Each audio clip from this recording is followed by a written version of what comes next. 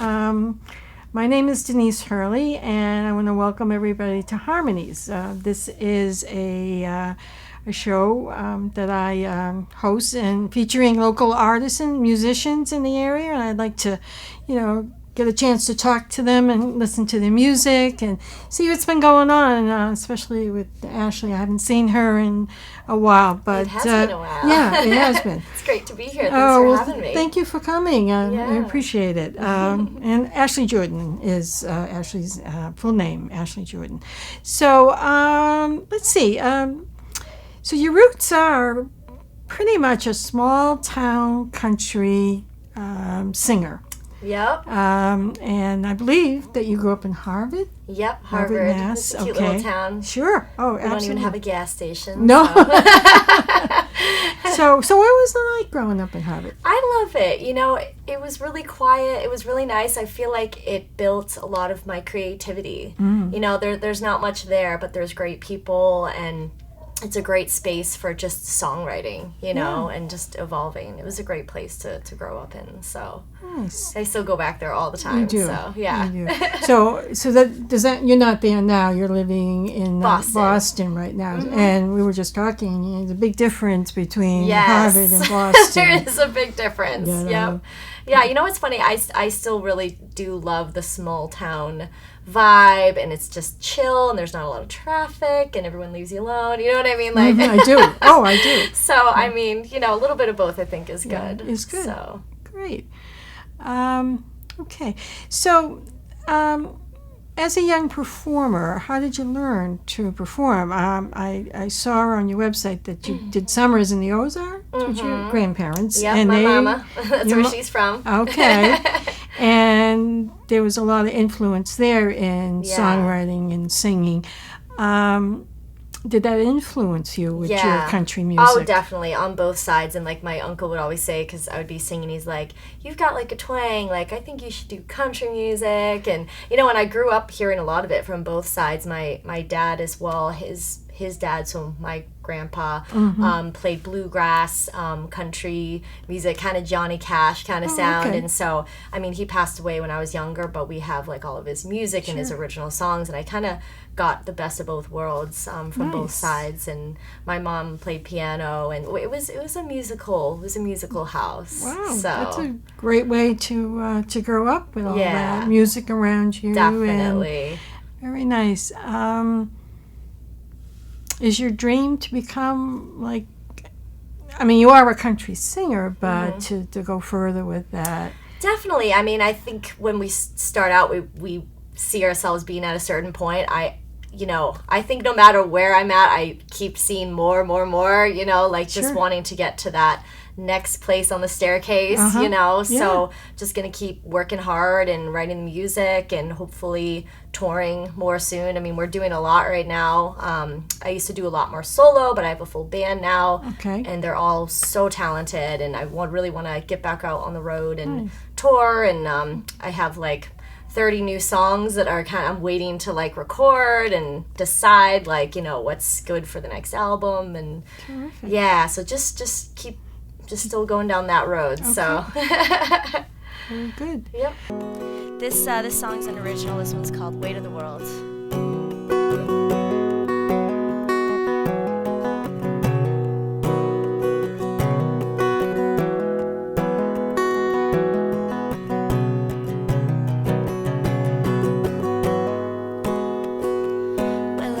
Weight of the world on my shoulders. I got holes in the soles of my tattered shoes. You told me to wait, but I'm getting older. I got nothing else to lose. Time is just passing me by. I keep drinking, hoping you tell me why.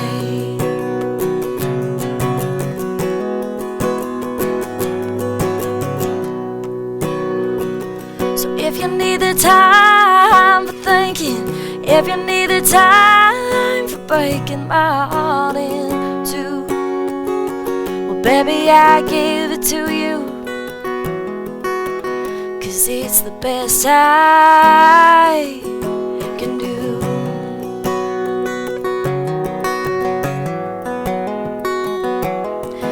sitting at a bar just outside of town, drowning in my worries, drowning in my pain, making a list of all of my mistakes.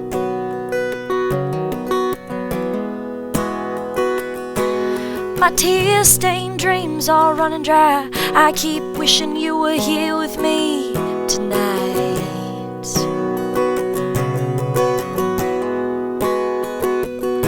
I got an ache in my bones, an ache in my soul. Now I know what it's like to be alone.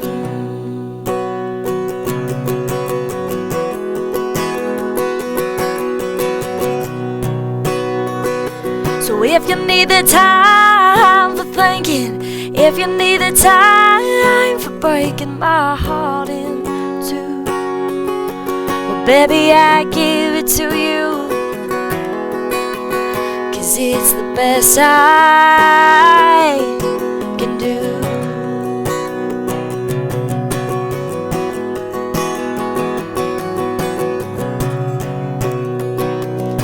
Yeah, I'm singing to myself.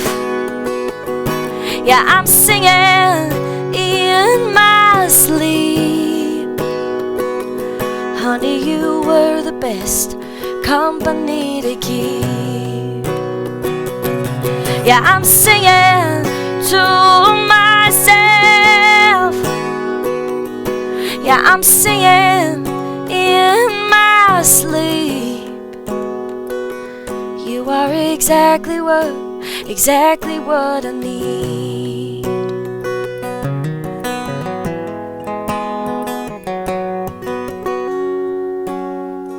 So if you need the time for thinking, if you need the time for breaking my heart in two, so if you need the time for thinking, if you need the time for breaking my heart in two, well baby, I give it to you,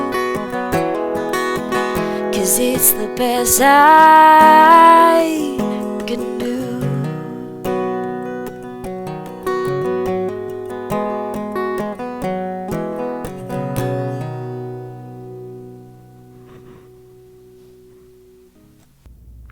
How did you start to really get out there? I mean, were you part of the open mic scene, or did you, just get out and play at different places and get as much exposure as you possibly could? Yeah, I mean, when I first started out, like, I would do a lot of open mics. Okay. And I would just really listen to people. There was this one point, I think, in Framingham at Amazing Things. Sure. Yeah. I was on the list. I think I was like dead last on the list. And at this point, I'm still in school, so it'd be hilarious. It'd be like midnight or like 12:30, and like no one would be there. And I'm like, let's do it, yeah. Because I just wanted to play for people. Like, that's all I wanted. And the guy who was featuring that night was this amazing guy. Like, at first you would think, oh, he's gonna get up there and do like this hard rock type of thing, because he had tats and like tats on his head, like a shaved head, like tats on his hands, and I'm like, what is this guy gonna sing? He gets up there and starts playing just like beautiful music, like I can't even say, like Matt Nathanson. Okay. Just I can't even describe. His voice was absolutely incredible, and I was like, whoa, like this heartfelt music. He played the guitar like a god, and I was like, that was the first moment where I looked at someone and said, like, that's what I want to do. I want to be like that. Okay. So I was like 13, and I walked up to this guy, and I was like, so, I want you to teach me to play like you. And really? he just kind of looked at me for a second. He's like, okay. And so we started working together, and he kind of became my mentor. Like, he worked with me on guitar. He worked with me just like with songwriting and performing. And, there's so much that goes along with it. And I feel like I learned so much from him. One of the things like he did was street performing, like in Harvard Square in Boston. He would do the subway, and so I was like, oh, well, I want to do that, so I started doing that maybe when I was 14 or 15, and outside the Harvard Coop in Cambridge. Did you really? And I just play, like, we go there during the week, we just sat up for like 6 or 7 hours and just play, take some breaks and play. And my parents always joked, like, we have to come with you so you don't get kidnapped, you know, because at that point I'm just like this little girl on the street, like in a sweatshirt, like singing my songs. But you know what? I felt like it was really good because I got comfortable. You have to learn a lot because, you know, there's cars and sirens and people shouting and, you know, coming by and taking pictures, asking you for directions while you're, you know, playing. So you learned how to just get in your zone and kind of cut everything off and just play your music. So I owe a big part of that to him because I was like, he did that, and I felt like he said, like, that really honed his craft. I'm like, I want to be like that. So what a great way to do that, to get out there. It was really cool. And then after a while of doing it, people would know, oh, you know, I'm always back there, so people would come, and every week the crowd would get a little bit bigger. And I got some cool opportunities. People would throw business cards in there. That's how I got one of my first club gigs. Okay. He was like, hey, call me so you come play inside sometime instead of standing out here playing. And I'm like, yeah. You know, so it was a cool thing to do. And I've even discussed, like, maybe going back and doing it just for fun because it's just a cool thing to do. Cool way to meet new people. And get out there. So are you still in touch with this I gentleman? am. Yeah. We talk via email every so often. So he just checks up on you to see what's going on. Yeah, absolutely. And making sure you're still going and doing what you need to do. Yeah. Okay. Absolutely. All right. So then from there, like you said, you started getting some more gigs through this process of being out on the street. Yeah. And got some pretty good gigs here and there in the city mostly. Yep, in the city. It was kind of like a domino effect. Like, I played the first place and they're like, oh, if you want to come back and, you know, you can open for this person or go to this, I know someone at this place. And you know what I mean? It just started to slowly build. Sure. And I was like, awesome, you know, because that's all I wanted to do was just get out there and play. Okay. And you were 13 when you started? Yep. Yeah, it's when I said, like, I want to take this seriously, like, I want to do this professionally. Yes. And I'm one of the lucky ones, I'd say, because I know there's a lot of musicians whose parents or family don't support them, you know, get a real job, like, you know, all that stuff. And my parents, like, I told them, they're like, okay, let's do it. How can we help? And I'm like, that's amazing, because there's so many people who have creativity and are brilliant and whose loved ones don't, you know, recognize that, and it makes it really hard for them to achieve anything because they feel like they're being beaten down, you know, like, you can't do it and you won't get, you know what I mean? If you hear that all the time, then you kind of start to think, I can't do this. But my parents and my family are like, you can do it, you know, even when things are bad, because things, you know, are bad sometimes, and as a musician, and they're like, get up, you can do it, it's all good, you know what I mean? And I need that because it is as much like a mental game as it is anything else. So it's a tough industry. It is. It's a tough business, but like I always, when it does get tough on the business side of it, I'm like, why did I start? You know, why am I here? It's because I love the music, I love the songwriting, so just kind of have to come back to that, why I started feeling. Well, bravo to your parents. Yes, really. They're awesome. Shout out to them, absolutely. Mama and Papa J. Absolutely. Yeah. Oh, okay. So, well, I want to mention right now that you won the Boston Music Awards 2017 and 2018 for Country Artist of the Year. Oh my goodness! See, from being on the street playing to that type of recognition from your peers. That's amazing. It was very cool. Yeah. I did not expect that at all. That's incredible. Congratulations to you. Thank you. It was an honor just to be nominated. The first year I was like completely caught off guard by that. And then to win it was like, absolutely, I couldn't even take that in. So it was very cool. Good for you. Thank you. Yeah. So and you're looking to 2019 maybe getting another one? Hopefully? Maybe. I guess we'll see. We'll see. Oh, great. Well, I'm happy for you. That's a wonderful award to receive. I think a cool part of it too was the second year I was nominated, and they said, they're like, hey, do you want to perform as a part of the show, and I was like, yes. Yeah.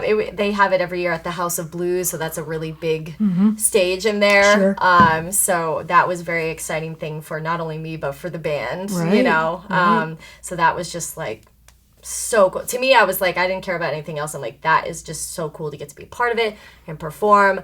And then when we won, I was like, absolutely, I was just like hysterical. I'm like, this isn't real. So yeah, it definitely was a cool experience for all of us. It's always good to know that people appreciate your music and yeah. understand your music and you know that and means the a hard lot. work that you put in to get to where you are right now. So good for you. Thank Good you. for you. Thanks so much. This next song is an original as well. This one's called Blue Eyed Boy.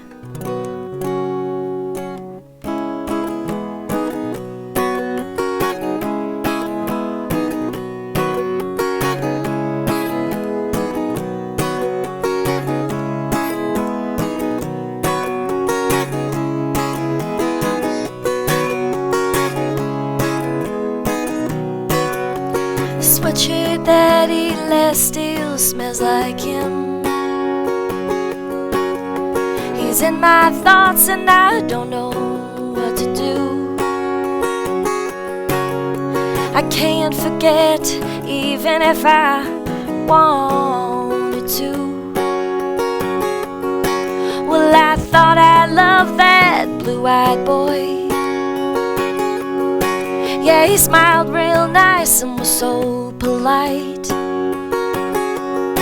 But then one day he just walked away. Took all my love and my heart that day. And I looked up and I asked God, why has this happened to me? 'Cause life is just bringing me down, bringing me down, bringing me down these days. Yeah, life is just bringing me down, bringing me down, bringing me down these days. And I looked up and I asked God, why has this happened to me? He said, honey, I want you to follow your very first destiny. 'Cause that boy in the city, well, he ain't part of the dream.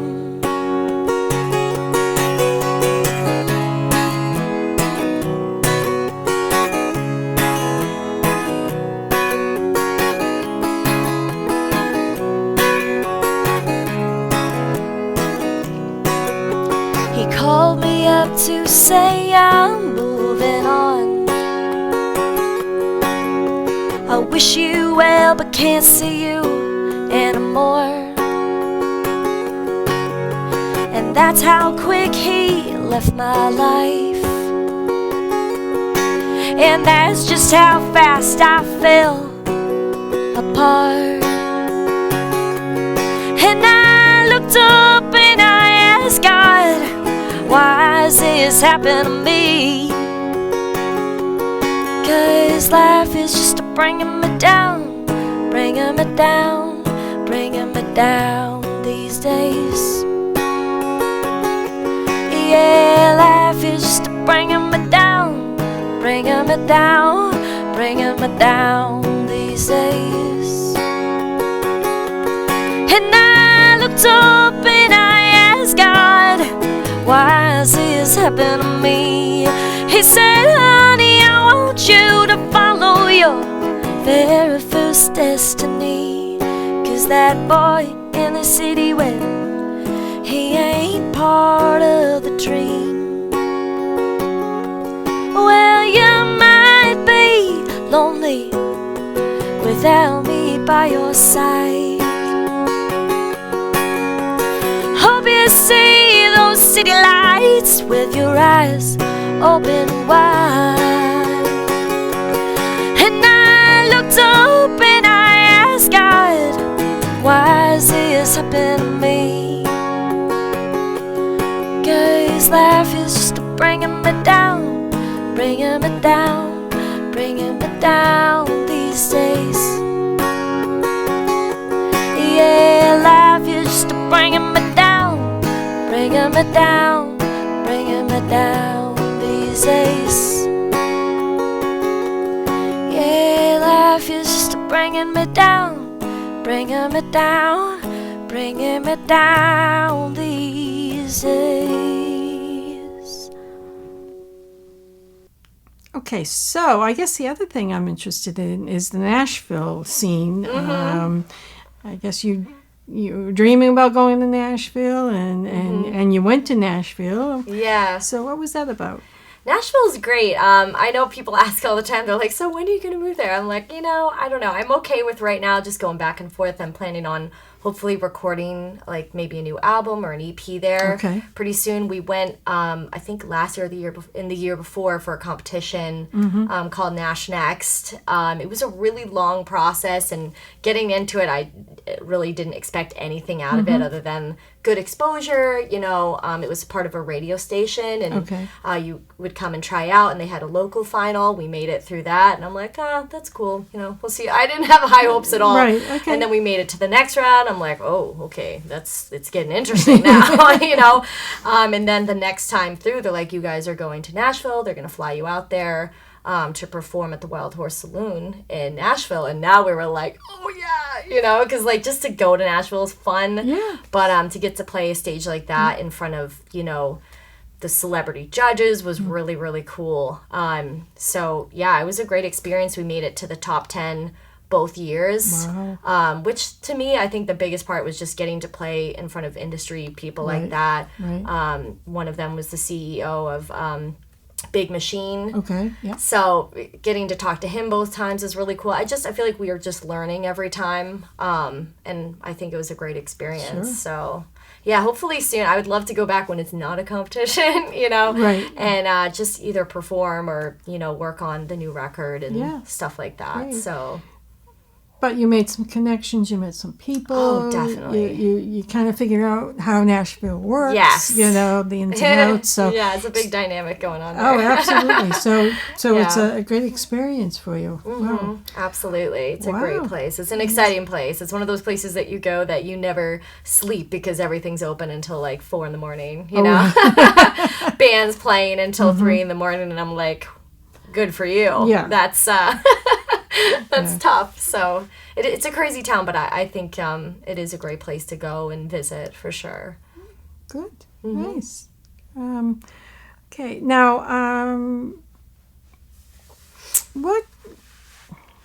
how do you write? What's your process? That's a really good question. I'd like to say that it's the same every time, but it's so not. Every time it could be, I start off with a couple lines of something that I really like for like a chorus of the song. And then I kind of go and take my guitar and try to put a melody to it. And sometimes it's the opposite, and I have a melody kind of kicking around, and, I kind of put that down on guitar and then start to add lyrics to it later on.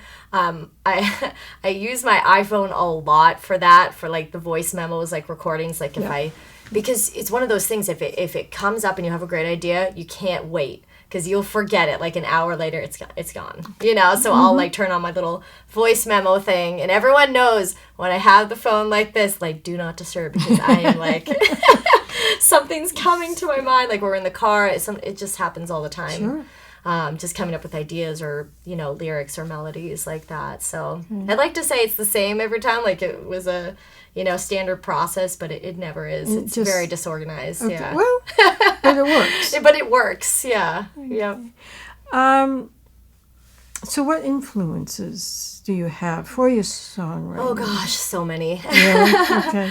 Yeah, I'd like to say that that's the same every time too, but I guess like I have some big ones, like I was telling you, Laura McKenna, Ellis Paul, Josh Ritter. I love a lot of the folky people as well as the bigger country people, Garth Brooks, Trace Atkins, and Miranda Lambert, and Eric Church, like people like that. I guess it's kind of a combo of that, and I think that reflects in my music of just being like, a crossover, because I really do like the kind of heavy rock country, and then some songs I really like when it's more laid back, kind of, folky country. So I don't want to let go of either of those. So I'm hoping that can just be a combination.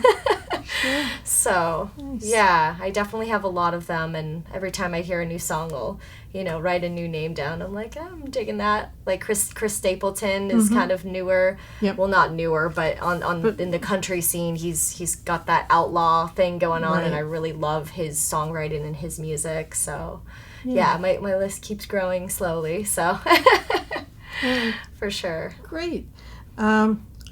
What are some of the songs that you've been writing? What's a favorite, or do you have a couple of favorites?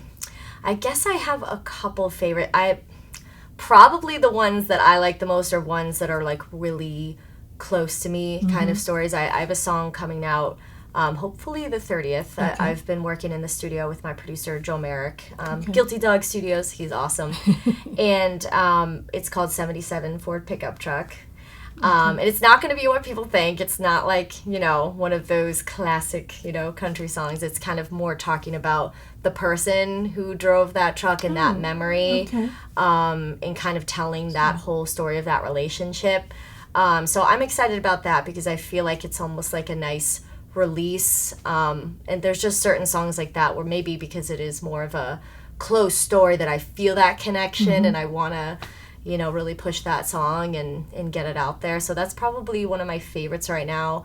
I have one other song that is kind of outlaw kind of storytelling type of song that's called 30 Years to Life. And it's talking about this guy who's gone to prison for a crime that he did not commit. And then the girl who really committed the crime that he was with is just out and free, and he's saying like, why did you do this to me? Wow. He's kind of going crazy, like trying to figure out a way to tell her all the things that he's feeling while he's behind bars. So so there's some interesting stories. I would like to tell those kind of classic country stories too, and then some that are a little bit more personal. So yeah, I'd say those are my two favorites right now. I like the story, the backstory for both of them. I know, I'll have to play that one for you now. Really. They're very interesting. Oh, wow. Okay, now you've supported some different artists. Trace Atkins is one of my favorites. And how did that happen, and where? Yeah, so the first time when I opened for him, it was maybe two years ago now, but at Indian Ranch in Webster. Yes. Okay. So I don't even remember exactly how it happened. It was maybe 2 or 3 weeks before the show, and the radio station that I had played on was like, Atkins is coming, he's looking for an opener, send me your EPK or send me your stuff. And I was like, oh, okay, sure. So I got right on that, and then 2 days later they called me and they're like, he's cool with it. So and I'm like, cool. So we got to open the show for him at Indian Ranch, and he always has a crazy amazing crowd. So that was like such a cool experience, and I think it was actually a really good combination of like maybe music and sound, because I sold out of all of my CDs that day. I had all my t-shirts, like every merch item that I ever owned, we like sold out of, and I was just like, whoa. So yeah, that was a really cool experience and just a big opportunity for making new fans. I also got to talk to him after, and yeah, he's a really down to earth, awesome guy. And did he give you any advice? Well, the funniest thing is we took a photo, and he's probably like 6'7" or 6'5", I don't even know. So we took the photo, and I'm like up to maybe his belly button. So I'm like, hey, so nice to meet you. And I think the only thing I remember him saying is just like, hell of a voice, kid, keep going. And I was like, cool. Yeah, so that I remember that specifically because his like voice is like so deep. He's like a giant, but like a giant filled with talent. So yeah, that was a really cool experience. Just recently we did another show with him at the Pavilion, but we were on the Magic Hat stage, but still it was so cool to get to be a part of it. Absolutely. So yeah, he's definitely one of my favorites for sure. Good. Good. Anybody else that you wanted to mention that you thought was an interesting experience? We did one a year back maybe with Eric Pasley, who's really, really great too, and that was in Worcester. I forget exactly where they they held it. But that was a really any opportunity like that with an artist, especially an artist that I love, is like so cool. Yeah, it makes it special. Yeah, it really does. Hard opportunities to come by, but they're when they happen, they're like very, very cool and very epic. Very magical for you, yes, right? absolutely. Yep. Okay. Now I want to thank you, first of all, for getting up early. I know that you had a show last night. It's a residency at the White Bull in Boston. Yep. And so, I appreciate you getting up and coming out to do this interview with me. Can you explain what your residency is about there? Yeah. So, we just started like a month or two back now. But it's a really cool venue, and I forget what the name of it used to be, but it changed hands and everything, and it's a kind of a brand new, I would say, up and coming country music venue now. And they have really great food, and it's a great location right in Faneuil Hall. They have these great big windows too. They always open up, so when we're playing, it's like you can kind of hear it down the street. And it's a fun full band show. Sometimes we mix it up and we'll have special guests, or we'll do kind of more acoustic, kind of like we did last night, like a trio type of style. But we always have a good time with it, and they call it Country Block Party. So I think in the summer they end up closing down the street and making it kind of a whole country music kind of evening. And so people come out for it, and it's a really fun time. And we've loved doing it so far. Good. Yeah. Good. So how long is that going on for? I don't know. It keeps going. So hopefully in past the summer, maybe even into the fall. Really? Yeah. Nice. It's a fun thing to get to do every week, and we meet people from all over too. We've kind of found that maybe it's just a happening place where people who travel come through there. We've met people from Texas, Venezuela, just like I can't even list off all the places. A lot of different people who come in, and, buy albums, and it's a great gig. Good, for sure. Yeah. That's a destination, Faneuil Hall in Boston, for sure. Definitely. So good for you. Yeah, we have a good time with it. Okay, so where do you go from here now? That is a loaded question. It is.